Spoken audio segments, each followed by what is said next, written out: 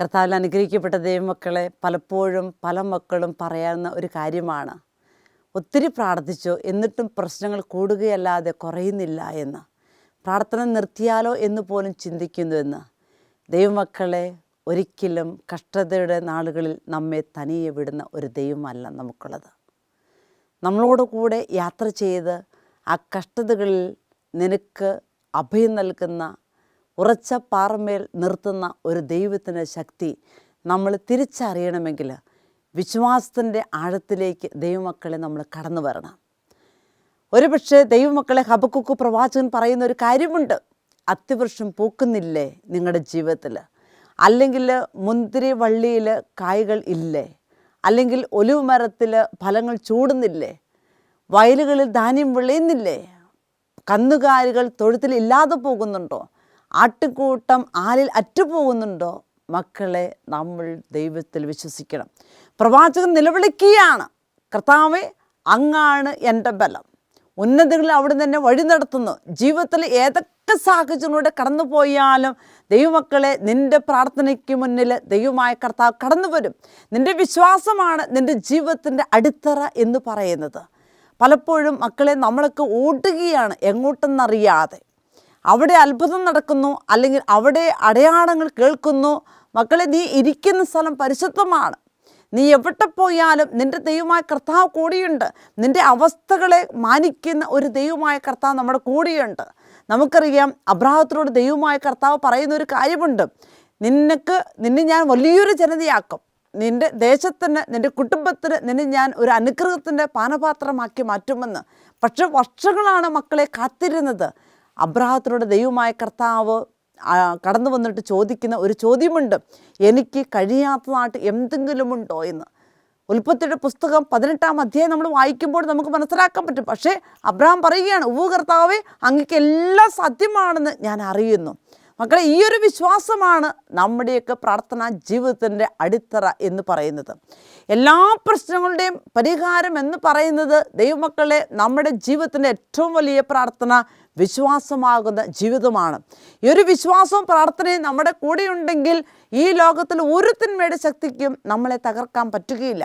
അതുകൊണ്ടാണ് ജെറമ്യാ പ്രവാചകൻ നമ്മളെ പഠിപ്പിക്കുന്ന ഒരു കാര്യമുണ്ട്. 32-ാം അധ്യായത്തിൽ 27-ാം തിരുവചനം, ഞാൻ സകല മർത്യരുടെ ദൈവമായ കർത്താവാണ്, എനിക്ക് അസാധ്യമായിട്ട് ഒന്നുമില്ല. മക്കളെ, ദൈവത്തിന് അസാധ്യമായിട്ട് ഒന്നുമില്ല. കൈക്കുമ്പിളിൽ ആഴികളെ അളക്കുന്നവൻ, ആകാശ വിശാലത ചാണിൽ ഒതുക്കുന്നവൻ, ഭൂമിയിലെ പൊടി അളവ് പാത്രത്തിൽ ശേഖരിക്കുന്നവൻ, സ്വർഗത്തിൻ്റെ ഭൂമിയുടെ താക്കോല് കൈവശമുള്ള ആ കർത്താവ് സർവശക്തനാണ്. സകലത്തിൻ്റെയും അധികാരമുണ്ട്. ജീവൻ്റെയും മരണത്തിൻ്റെ അധികാരമുള്ള ദൈവമായ കർത്താവ് നമ്മളോട് പറയുന്ന ഒരേ ഒരു കാര്യമാണ്, മക്കളെ, എനിക്ക് അസാധ്യമായിട്ടൊന്നുമില്ല. അതുകൊണ്ടാണ് ദൈവമക്കളെ, ലൂക്കായുടെ സുവിശേഷം 18-ാം അധ്യായത്തിൽ നമ്മൾ വായിക്കുന്നുണ്ട്, മനുഷ്യർക്ക് അസാധ്യം ദൈവത്തിന് സാധ്യമാണ്. ഈ ഒരു വിശ്വാസമാണ് മക്കളെ നമുക്ക് വേണ്ടത്.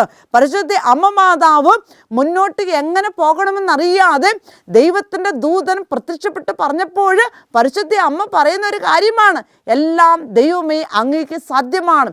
മക്കളെ, ഇതാണ് നമ്മുടെ മുന്നിൽ അജ്ഞാതമാണ് നമ്മുടെ വഴികൾ. പക്ഷേ നമ്മൾ ദൈവത്തിൽ പരിപൂർണമായിട്ടും വിശ്വസിക്കുന്നതാണെങ്കിൽ ദൈവമായ കർത്താവ് നമ്മളെ ഒരിക്കലും കൈവിടുകയില്ല.